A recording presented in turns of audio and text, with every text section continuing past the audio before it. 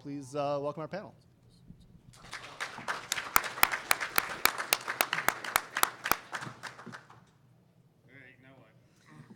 This is exactly how B-Sides started. Okay.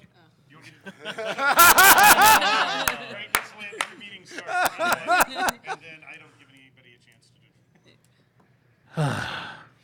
Let me introduce folks. We are the board of directors of B-Sides Global. It's sort of the parent corp. B-Sides events are run by the people that run the events. We don't run them from the board. But do you have That's right. We need the mic so the stream works. Oh no. I'm already freaked out because I got a wireless mic. I need wires. I was just in a Focus. No, cat. Squirrel. This is what our meetings are actually like. It is. Except we don't have eye contact, so it's even worse. Here. So the board consists of Mike Don, David Mortman, Michelle Klinger, and myself. I'm Jack Daniel. You guys want to say a couple of words, and then I'll kick into my bit. So why don't you guys say a little bit, and then we'll roll. Good. Me? Yeah, always me. So is this on? Is this thing on? Okay. So Michelle Klinger. My role, I'm, I think, the second to last person to join. Dave, you were the last. And my role is actually the event coordinator liaison. So I'm the one that manages, for the most part, the info at email address. And then when you reach out to us, I'm the one that you speak to. I coordinate. I'm the person you first contact for conflict resolution. And then these guys, we just manage the bigger picture. But that's my role. I'm David Mortman. I'm the newest member of the board. I've been here with the board about 2 years. There's a mythical fifth member of the board who mostly has an autoresponder and an email saying he'll get back to us eventually. I was mostly added to make sure there was an odd number of people on the board, and I'm really odd, so it works out well. My name is Mike Don. So a long time ago, there was a Twitter conversation that went on about putting on events, and someone said, "Hey, you should put on an event." And I said, putting on an event to hear yourself speak is ridiculous. So over the weekend, we got together an idea of putting together a framework for security conferences following kind of the bar camp style approach. And originally it was called Security Fringe, based on the Fringe Festival in Edinburgh, Scotland. But apparently many people are not aware of this, and someone slapped me and said people know music more so than obscure, although not so obscure, massive events that occur in the world. So that was Saturday, and then Sunday we rewrote everything as Security Bsides, and got things going. Got things going from there. So I'm Jack, and I get way too much credit for what happens in B-Sides because it takes thousands of people, including every one of you here, to make B-Sides happen, particularly these folks. And so what we're going to do is those of us on the board are going to chat a bit, talk about what we do, a little bit of history, and then we have a couple of organizers of large events that are going to join us. And we want this to be a conversation with the B-Sides community, particularly those of you who organize events or want to organize events, but we want to hear from everybody because we're trying to figure out the direction. A couple of years ago, 4 years ago now, we had a big discussion about whether the organization should have a big role or a small role. And the decision was largely small role, but dealing with some things, and we'll talk about that. But let's start out with Banshee Genevieve Southwick will be hopping up later, as will Thomas Fisher. Thomas runs B-Sides London, which is not small, and Banshee sort of runs this giant, not sort of. Banshee does an awesome job. That's why we're here, because she makes B-Sides LV happen, along with Kelly and 200 other people. So past, present, future. You are here. He could help himself. So I have a question. How do we go from this? Was anybody else at the first event? You were. So the 303 crew, led by Chris Nickerson, rented a house of like 6 miles that way.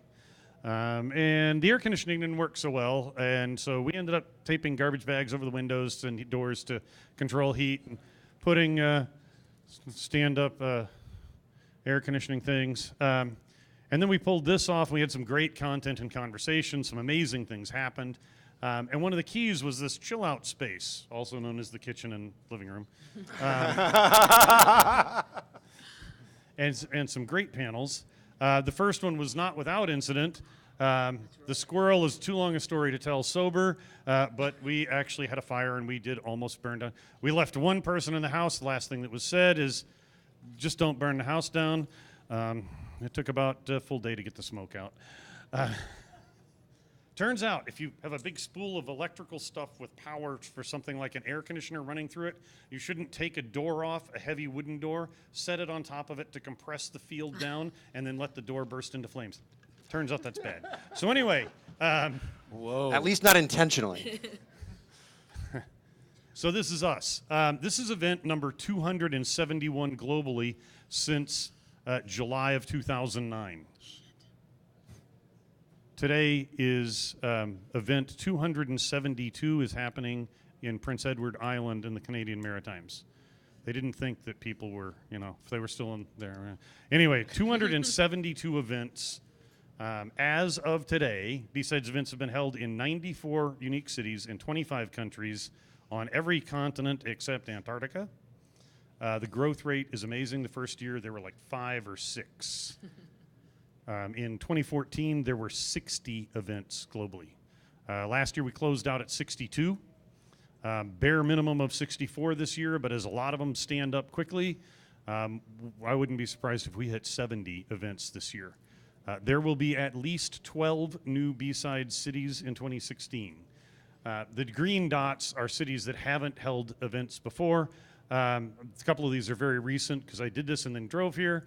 Tel Aviv, Athens, Kiev, this is an older screenshot, Cusco, Peru, Medellin, and a handful. But that's,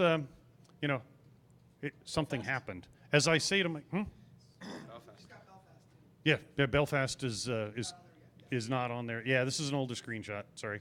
To give you an idea, this is like a 5-week-old screenshot to give you an idea of the rate of change.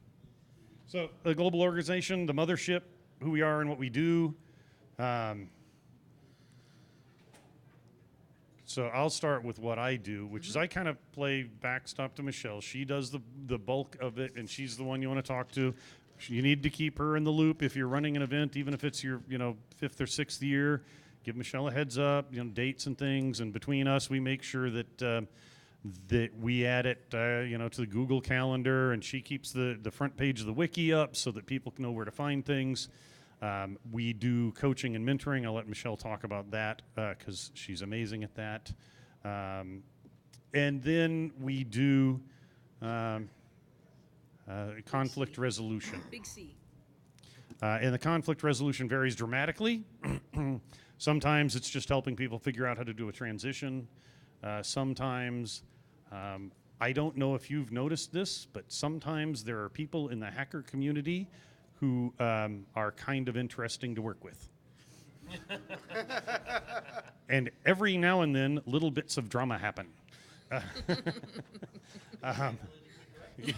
trying. Well, it is on tape. So I was going to be more graphic in my description, but so stuff happens, and sometimes these conflicts are, two people that want to run an event in a town and are, a community, and one sort of drags their feet, and the other one's gung ho, or they have differing opinions. Sometimes it's transition. Sometimes it's we started out as a bit of a bratty startup thing and thumbed our nose at global corporations that happen to run other events that might be happening down the street, and at a few other conferences. And we've got fantastic working relationships after Mike and I and others. I landed that with a lot of other conferences. So, we've done things like work with ShmooCon to make sure we don't damage other community conferences. We encourage people to work with them. We bridge the gap with RSA. We bridge the gap with InfoSec Europe. We have connected with other things. We bridged the gap and worked well with Black Hat trainings. And we've gone from a hostile relationship with Black Hat and UBM to they're still not cool with the fact that you can get what you can get here for free, or very low cost if you're a donor. And then they do their thing. But they run a fantastic event, and it has its place. And people that think it's failed are not good at math, because when you get 14,000, when you get 12,000 people one year and 14,000 the next year, and I haven't, that's not failure. Growth at that rate is not failure. So it's a great event. It's not for everyone. And we have a truce with them, basically. I would like it to be a better relationship, but they're making money. It's cool. So we put out fires. Some of them are big and some are little. And what else? Yeah. Oh, so there are a couple of resources we have. Currently, there are only 2 events that use the kit. Sophos has donated tens of thousands of dollars worth of networking gear over the years. The equipment that you see around here is all Sophos wireless access points, Sophos gateway controllers that do the wireless and firewall, and they also do QoS and a little application identification. We don't block anything outbound except SMTP. If you get, because believe it or not, yes, people have spam bots on their laptops still, so we just do that to be nice. But I warehouse that equipment and transport it. Currently, Bsides DC and Vegas are the only ones that use it. So of course they're 3,000 miles apart, and Jack has to drive them back and forth and back and forth. But I'm okay with that. And I'm going to shut up now, believe it or not. Somebody else say something. Okay. All right. So, before everybody showed up, I asked a question. I didn't think this many people would show up, because who cares, right? What do? You throw an event, you show up, it's fine. So I'm actually glad to see a lot of people, and I wanted to know why you guys wanted to be here. And so it was some of you are coordinators, and some of you are thinking about throwing an event. So here's a couple of things that I do when somebody steps up and expresses interest in throwing an event. So this is going to be a level set. So all coordinators have been told this, with the exception of 1 or 2 that may fall through the cracks and go directly to Jack and bypass the governance process. But so here's where everyone is supposed to begin. And then events tend to customize their own. They may do things a little differently. But here's what happens. You send an email to me, and you say, I want to have an event. I get together with you for an hour call, and I go through, depending on how much experience you've had with throwing an event, I'll get into specifics about event planning, or I'll just go high level. And it's really the do's and don'ts for B-Sides, expectations from you as the coordinator, from us as the mothership, and if you have any questions. And so the topics that we usually go through are picking a venue, guidelines around that, picking a date, because there are guidelines around that. You don't want to step on somebody within a certain geographic area. Another thing that we conflict resolute often is putting 2 groups together, saying, figure it out. You gotta care for each other. So it's the venue, it's picking a date, whether to charge, what are the guidelines for charging, and if you have any questions about that, just throw that up. Guidelines for CFP, guidelines for getting sponsors, talk about budget a little bit, what's your sponsorship kit, the different options people have used, what else, and collecting the money. Right? That's usually about 50% of the reasons why events don't actually happen, is because the collection of money is the hardest part. And so you step up, you say you want to throw an event. I check to make sure nobody else has expressed interest. If they have, I'll put those people together and say, go have a talk, maybe help them out. So it is kind of a first come, first serve basis. So whoever's expressed interest, they're kind of like the lead. And if somebody else expresses interest and that lead decides for whatever reason life gets in the way, they don't throw the event, then that person kind of takes over.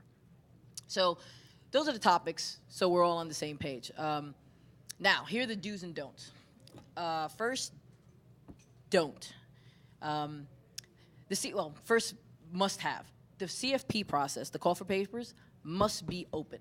Right? So that's the first beginning. You should not invite your entire speaker lineup. The whole intent initially of B-Sides was first-time speakers, people who can't fly out to other conferences to submit, right? So this is really was to help the local community have a voice.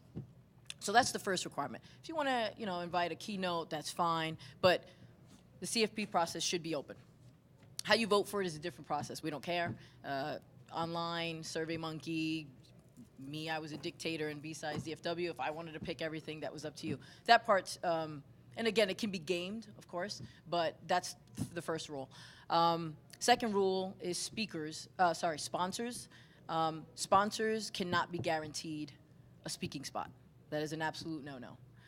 So they can submit to the process, the CFP process, but they should not be guaranteed as being a sponsor. So that's another item. Third item, and the most egregious offense you could do is provide the registration or the participant list to the speakers. That is absolutely not allowed. Sponsors, sorry. Yeah, we do not give them that information. We should not be giving them that information. And if we find out, then we kind of have to, again, big C, conflict resolution, find out why that's being done. Because again, everybody is on the same page when they start. Go ahead. Yep. Yeah, this is an open conversation, by the way. But I'm not preaching to you. So if this derails to do something else, let's do that. So I'm an organizer with B-Sides Rochester, and we ran into that exact problem where we had a sponsor like, well, we want your list. And we're like, well, no. But then we had this kind of big internal conversation like, what if they voluntarily wanted to give it? And we'd let the sponsor know that, right? Is that acceptable under your terms? Opting in. Opting in. Yep, okay, as long all as right. it's clear. And that's what we figured, Yep. and we didn't actually go the whole route anyways, because we ended up telling the sponsor no, but we wondered if that was actually... Yeah, as long as it's very clear, absolutely. There's nothing wrong with that. There's, depending on the level of organization too, for those of us that are in organizations that are 501c3s or registered charities or the equivalent in your country, you run into a set of regulations where I would be hard pressed to defend effectively selling an email list of our participants under unrelated business income tax. So, but that's a whole nother conversation. Yes, let me let Thomas. So I've had that discussion with sponsors a number of times. I have a bigger problem is if I give out the list without permission from the participants, I could actually go to jail and get fined. So if I go back to the sponsor problem, right? What I explain to the sponsors is that that's the whole point, is you're coming, you're going to be setting up, you'll have your table. It's like, talk to the people. The people will come and talk to you if you present yourself correctly and you ask them. And you can get their names and email addresses that way. There's a lot Some of other, sponsors don't get it. There's a lot of one of the things some that's people you worth just can't- pointing out with the sponsors is if they're not familiar with B-Sides, they don't always understand this. One of the things that sometimes helps is to point out that it's not like some of the commercial conferences, where as a sponsor or vendor, all they want is your money. They don't care. You can't go to the talks, you can't go to the parties, you can't do anything, right? You just give us money, stand in your booth until your feet ache, and then keep standing. That's all we want from you. It's like, if you stress, no, you're part of the community. We want you to submit talks, but probably ought to have your engineers submit talks. We want you to be engaged in the conversation. If something looks interesting, join, because we want you to be part of the community. And sometimes that makes a difference, and other times it just doesn't get through to them. But yeah. So I help organize LA B-Sides, and and also I do ISA conference. And my experience is that there are two types of people on the sponsor side. There's like the marketing people, and they have their metrics, and their metrics are leads. And somehow they think a name is a lead, which it isn't. It's just a name. But that's their metric, right? And then you have the other people that are really engaged with the community, like the engineers, maybe the sales engineers are really interested in security. They kind of get it. But my experience doing this for the past few years is that the people that are trying to go shake you down to get the contact lists and maybe they'll sponsor, they're not going to be the right fit. They're not going to engage. They're not going to participate. They're going to send people that show up and just are on their phone reading email the whole time. So for me, I just go to another person in that organization that will support me, or just skip them. Because at the end of the day, we don't need a lot of sponsors for a really good con.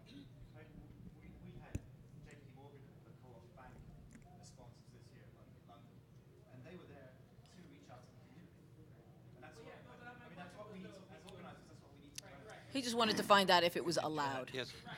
Yeah. Let's get Genevieve's perspective. Oh, okay. Yeah, so one of the things that we do here in Vegas is we go after the recruiting budgets instead of the marketing budgets.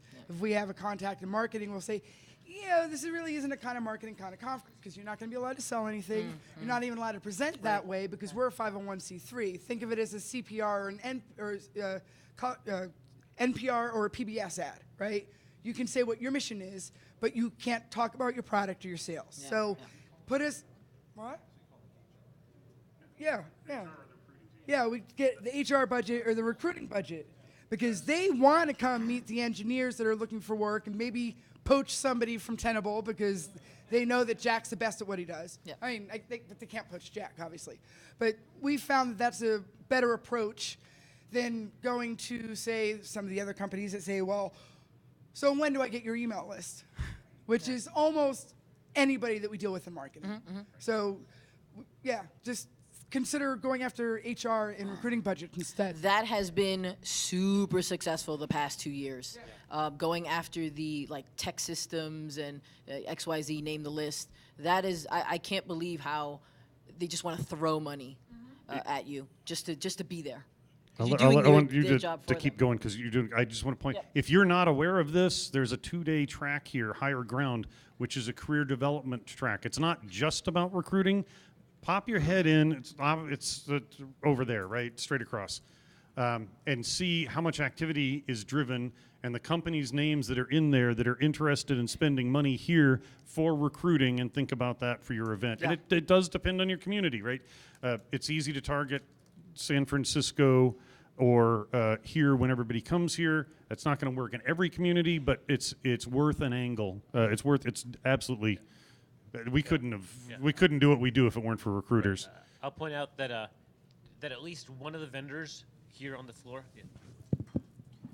at least one of the sponsors on the floor over here has stopped recruiting at the other large conferences here in town this week, and they're recruiting here only.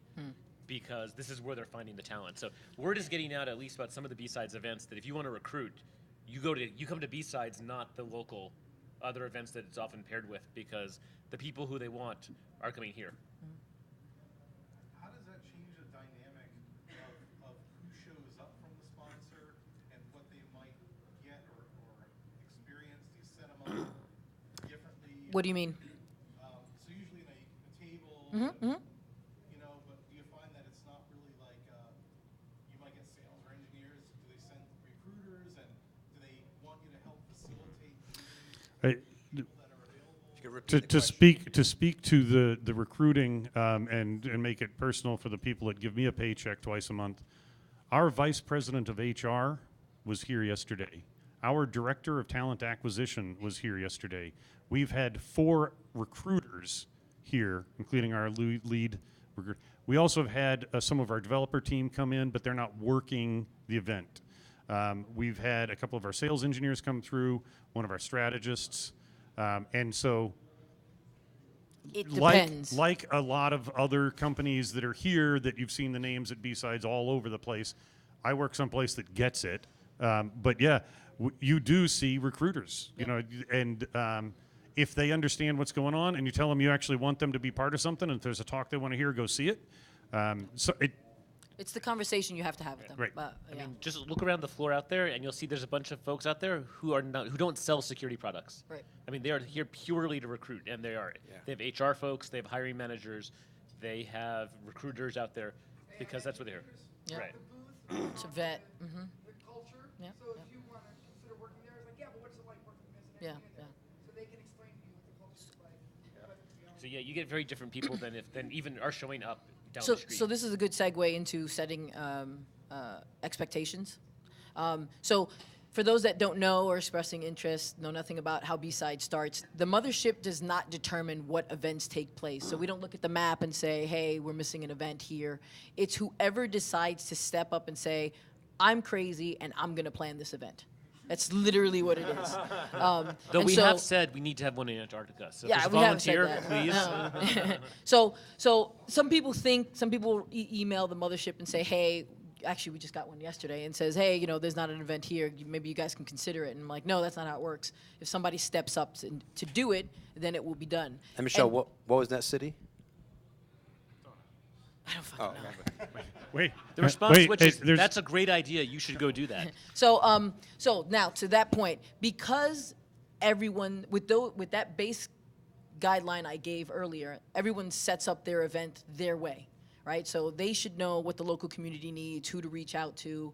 We don't mandate any of that. We don't vet somebody to determine if they're good enough to throw an event, right? They don't need to have security, experience. They're just the group or the people or the person that have decided to take on the initiative to throw the event. So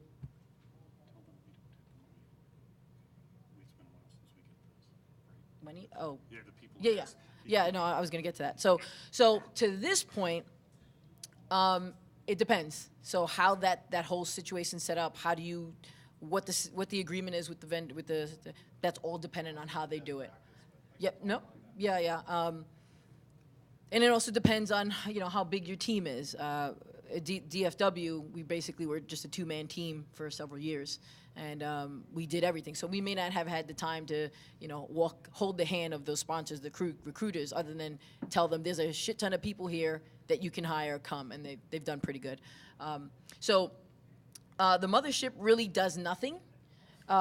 We just provide guidance, some collateral when you first come on. I send an email with a slew of links and a huge attachment, and you're off on your own. We don't collect the money either. That's what I alluded to earlier. You have to figure out. I'm saying you, Royal you have to come up with a way to collect the money. Bank account. They either give the money to you directly. There's tax implications, and I go through all that in that first hour talk. But that is all on the people who step up to do the event. Yeah. That's it. Yeah, the only thing we provide is the wiki. The wiki. Oh, and you know what? The fucking wiki. Burn the wiki down. And then there are people who complain about the wiki because one of the requirements is you have to have a page on the wiki. You don't have to duplicate, if you create your own domain, but you have to have one because when that domain goes away, we still use that. Think of the wiki as a way for people who are thinking about sponsoring to look at it and go, wow, look at all these events that have occurred. It's essentially an archive marketing list, right, of Bsides. So as painful as it is, you have to create a wiki page because that's, but Jack and I, Big C, Conflict, have to address that particular issue. And it needs just some basic information. You would not believe how often, it's not like daily, but every few weeks, somebody reaches out to us and says, I would like to give this event money and I can't figure out how to give them money. All the time. All right? All the time. All the time. All the time. Contact information should be at the top. That should be. When, where, Yeah. a couple of sentences at most, a link to your website, and contact information. Yeah. There's a template that you can just fill out. Yeah, if you it do doesn't that, have to be that's much, basic. but No. yes, we continuously have to help people find a way to give organizers money. That's kind of problematic. You should have learned that in your lemonade stand. When somebody wants to give you money, make it easy.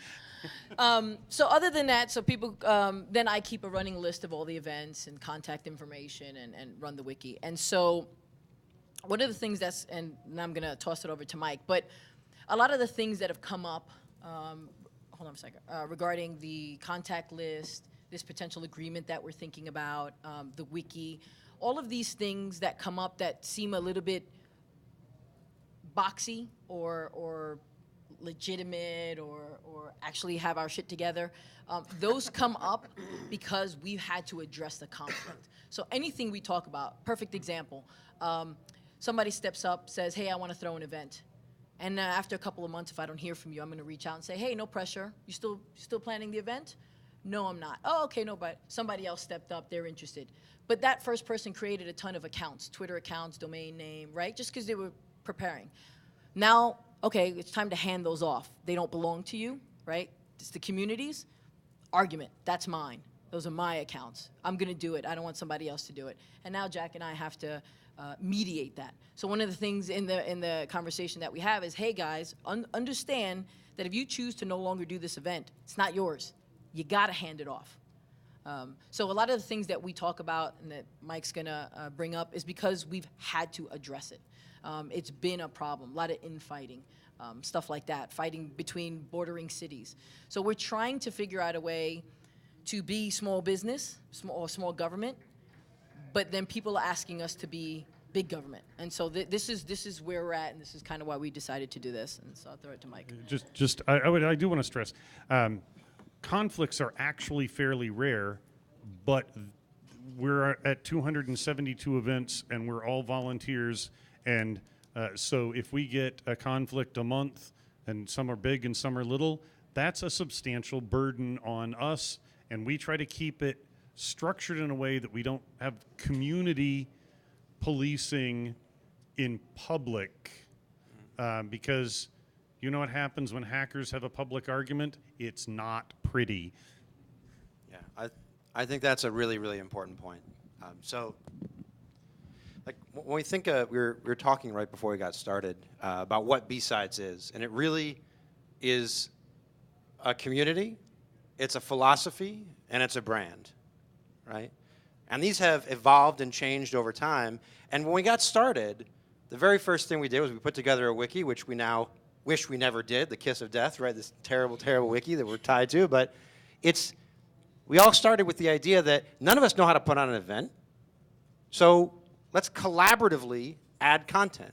Someone says, hey, I know a couple companies that make T-shirts. Hey, I know I've written an event agreement before. Hey, I've copied something from something else I've done somewhere else. And we kind of collaboratively add that together so that the total population of people have a greater set of resources to get started, to the point where now Michelle is coaching people through the process. It's not just her, it's other people as well. And so another thing to consider is, like, what is a B-Sides event? There was a B-Sides event in Gold Coast, Australia, which was people saying, hey, I want to get together for 2 hours at a bar and put something on. And people are like, oh, that's not a B-Sides event. Like, well, why not, right? And there are other events that have started, and the next year they're like, yeah, no more of this B-Side stuff. We're going to call it something else. We're like, that's great. So what we do is we see the community and the philosophy and the brand evolving.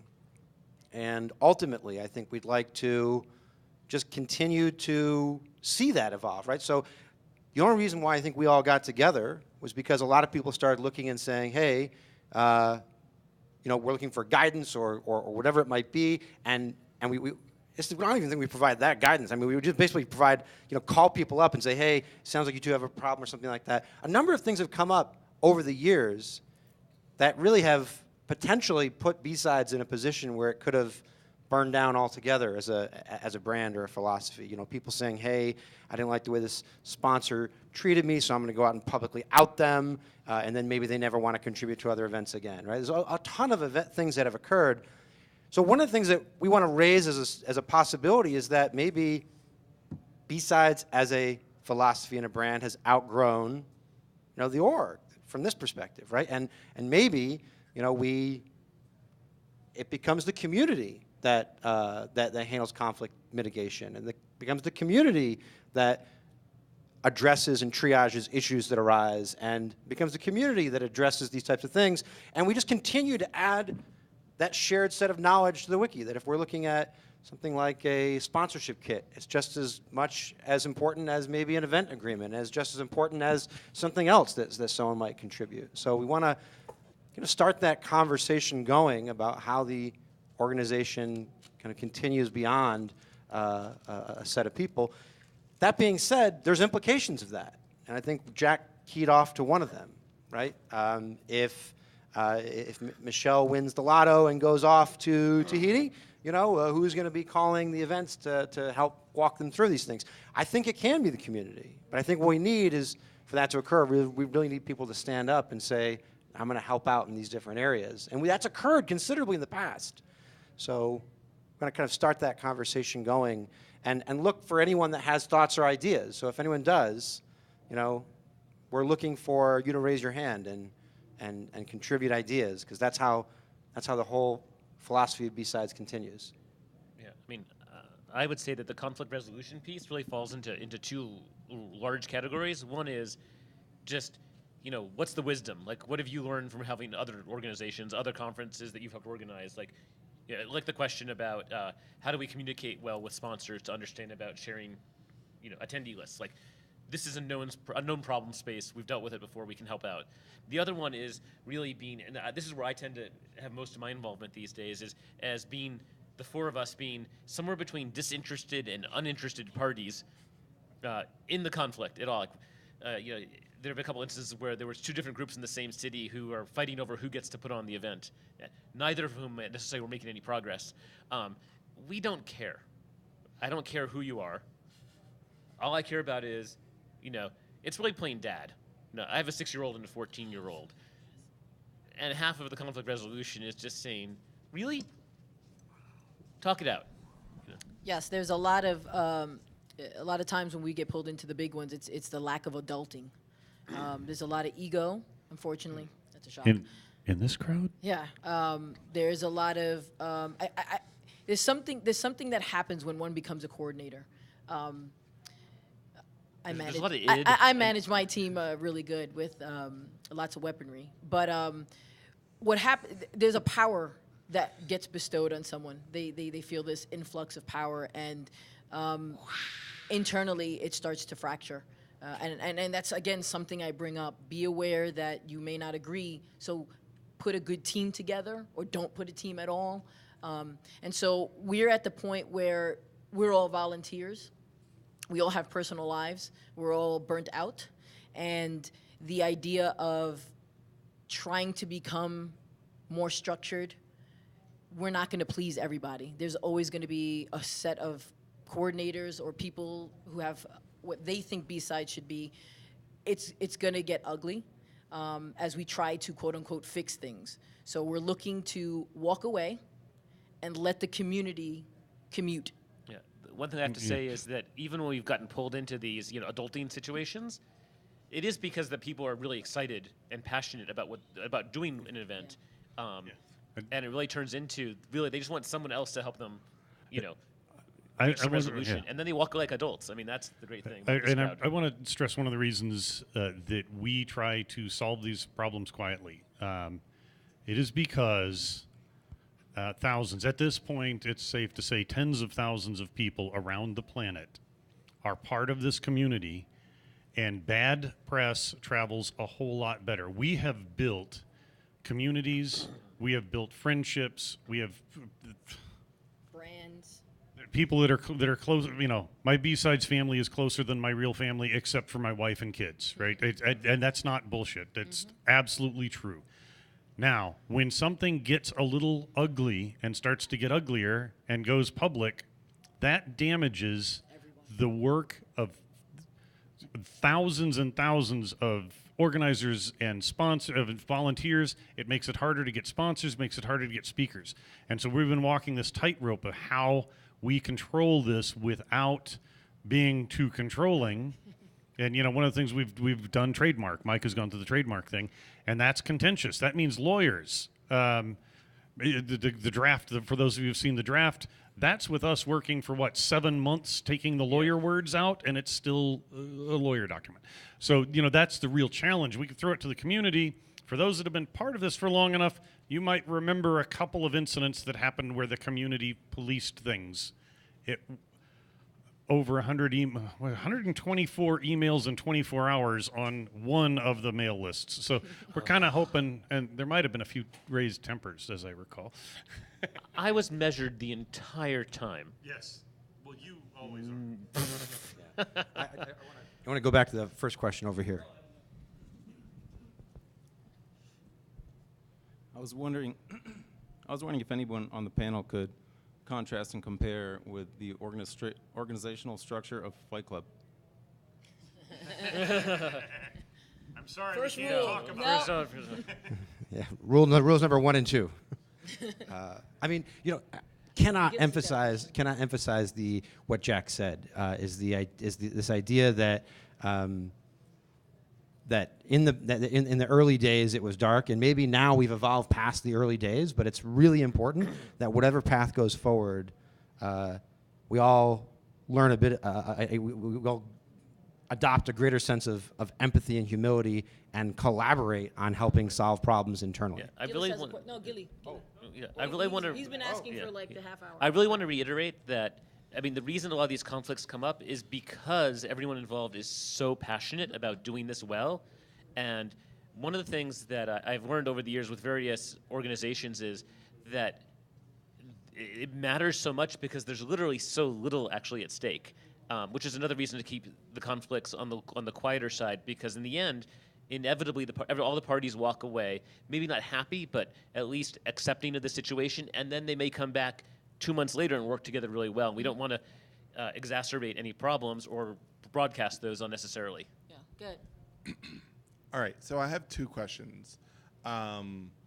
One is you mentioned mediating same city conflicts. Yep.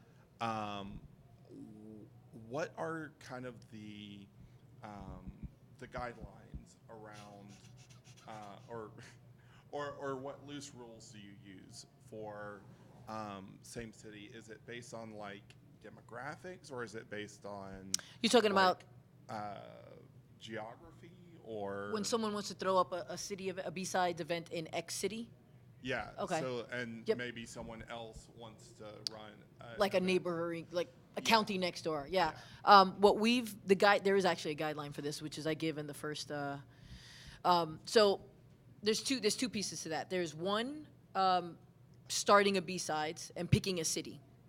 After you reach out to me, I'll see if somebody's already expressed interest, and then if it's in a state that has a city, find out how close they are, and unless it's several hours away, we recommend that they don't do the event, because or explain to me why the new city that you're looking to do, like a town over, why that would be beneficial. What is wrong with the first one that's not providing the value that you need another one maybe 30 minutes away, Or adjusted by 6 months.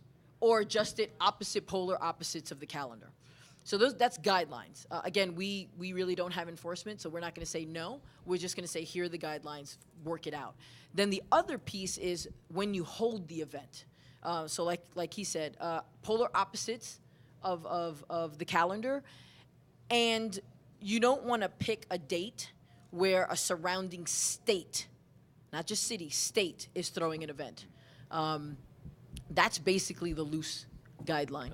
Well, there's or the other issue is that comes up a fair amount is someone says, I want to run B-sides Podunk, and then 3 months, and they say I'm going to do it in April, and then someone else comes along and says, well, I want to run a B-sides Podunk in April. And how do we resolve that issue of who gets to do the event? And the general rule is that it's first come, first serve. Mm-hmm. And occasionally it's been interesting with some larger cities. Actually, this comes up hard. This is a bigger problem in the really large cities. It's really hard in a San Francisco, Chicago, New York, Boston to find a facility that is not stupidly expensive. And so we have people show up and say, I want to run an event, and it can take them 2 years to get an event together. And then someone else comes along a year later, or in some cases, 5 years. I just want to bring it to scale for a second, because we're talking about cities, but there are also individuals that step forth that say, I want to run B-sides state and B-sides country, right? And there are guidelines around that as well. yeah. We are, in the beginning, we really didn't think about it, right? Because it was small. But now, because so many are standing up, we tell people don't do country, don't do state. Stick to city or county or what that town is known for.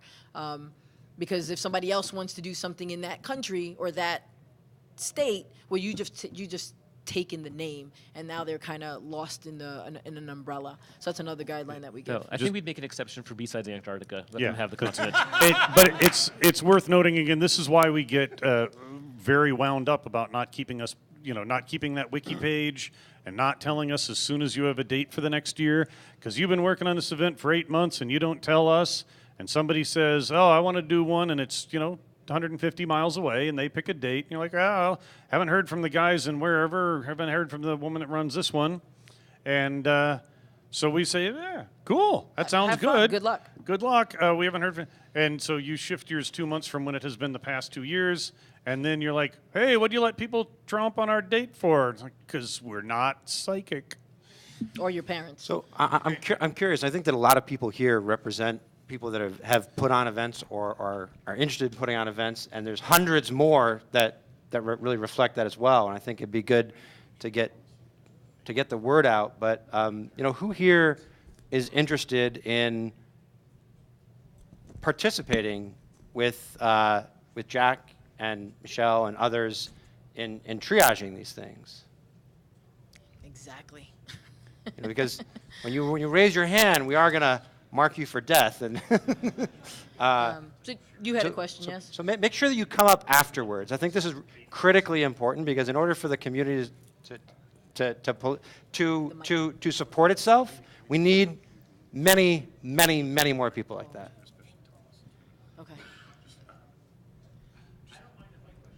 Okay. All right, let me stress this. This is the beginning of a conversation. We would like, for those of you who are organizers, to join us in the Google group, mail list, continue the conversation there. If you'd like, we can do some of it in the larger thing, and email us, and we'll continue the conversation in whatever form factor. I move that we actually set this up in Peer List and take the conversation online. info@securitybsides.com. What? Think of my but no, I was joking. It's right. On the slide. And it's .org. Oh, well, it also works at .com, or at least the website Yeah. does. Yeah. Yeah, Website does, we all email both. doesn't. Oh, mail doesn't? Okay. Does it? Beats me. Go ahead. Go ahead. Last Yes. question, and then you Cla- can speak. Yes, Klaus? One idea. At Blackhat, the arsenal makes a lot of sense to me. You were also asking for ideas that Bsides could do. Startups in the security community have a hard time. The established companies have large budgets. I think, I'm not saying you should do it, but I think you should consider allowing the startups the presence to talk about what they want to do. Maybe. That's sales. We can't do that here. We're a 501c3. Maybe other B-sides can if they're not under a 501c3, but we cannot. What about not selling, but just to be present and say we're here? That would be really well. It's- I'm assuming you're speaking of this B-sides here. I can't speak to other B-sides. We don't have the room for that here. So what we do for that in London is we actually have what we call a community space, and we have tables, and we consider startups like that are trying to kick off as a community partner, and they get a table and they can sit and do what they want. Well, we try to avoid doing product sales, same thing, but they get to show their brand and explain who they are, right? It depends. It's like she said. It really depends on where you are and what you can do. But if you offer it as like, well, you're coming in as a partner, and you can do that, and you can get the people in. For us, it works. I can tell you that for a lot of smaller events, the B-Sides Las Vegas is stratospherically larger than any other event. But the budget for a lot of these events is like $500, $1,500. Like it's, for all in of all their sponsors. I think. So, not probably what you were expecting this talk to be. No real future defined other than us walking away. If this were your baby, what would you want to do with it? Because it is your baby. Yep. That's what we're going to do. That's where we're trying to go. Wolfman? Oh. Wolfpit. Silence. It's so, and there are two things that I say to Michael, that I've said to Mike since the beginning. All right, since after the I've said over and over, hey Mike, I think we might be onto something. But the other one, if you have sensitive ears, cover them up. The chant that I have had since before the first event is "Don't fuck it up." I'm going to go back to your point, Klaus, about the arsenal. You think that's a good idea? Yeah? If you think it's a good idea, do it. Yep. Bring it in. Make it exactly happen. how it This is a works. duocracy. Anybody suggests anything to me about, we think you should be great, you should have a CFP or a CTF. Great, you can run our CTF. We think it would be great if you had a lockpicking village. Great, you can run a lockpicking village. If you don't want to step up and run the lockpicking village, don't tell me you think it's be a good idea. Yep. Step up and do it. 5. Right? And that's the way B-Sides works. Yep. So that's kind of what the future is going to look like as we start pulling away. I'd be interested to hear of concerns, fears. No, please don't. How dare you? So I have a concern. Yep. And I've seen this before. Like, the Belfast guys reached out to me, asked me, like, can you give us some suggestions and things like that? But they were at London and said, give us a hand. Sure. They never reached out afterwards, and that's a fear that you come over. It's like if you're going to do it, reach out to the community and talk to the community, right? That B-side, that group, that Google group, because if we don't do it, we're basically doing it in our own little corner, and you've lost that outreach and you've lost that experience, that pool of experience that you can get from the rest of us. So it's really important to actually participate in that discussion group, because if you don't, you're doing it by yourself, and you're probably reinventing the wheel for a lot of things. So it's really important that you try to reach out and keep that community discussion. There was a question in the back there. Can you- Yes, Janice. Hello, some of you might know me. I run B-Sides Delaware. I named it before we decided not to do the state thing. It's a small state. It's okay. There's 3 counties in the state. I would love it if somebody else wanted to run one in Dover, which is the only other city that anybody cares about. When there are conflicts where people cannot adult effectively that may risk brand damage, Yep. with your stepping back, how might you recommend they be resolved to avoid brand damage? Excellent question. Don't know. We don't know. Yes. I'll Yeah, tell you that's an what's excellent not a question. sustainable model is counting on us to do it. Michelle is like, everyone here has a life and real jobs except me, and I work at a company that gives me a stunning amount of indulgence, and that's the only reason that Michelle has given up a stunning amount of time. We haven't even gone into the millions of hours it took Mike to correct an accounting error that a CPA made for us that set us back years on our 501c3, relying on us people having the spare time. Now, that's not to say that I'm not going to jump in and try to adult. But listen, if you people, I know I'm old, but if you look to me to be the responsible adult in the room all the time, you're in trouble, right? It's hacker summer camp. I have gotten 10 hours of sleep since Friday night.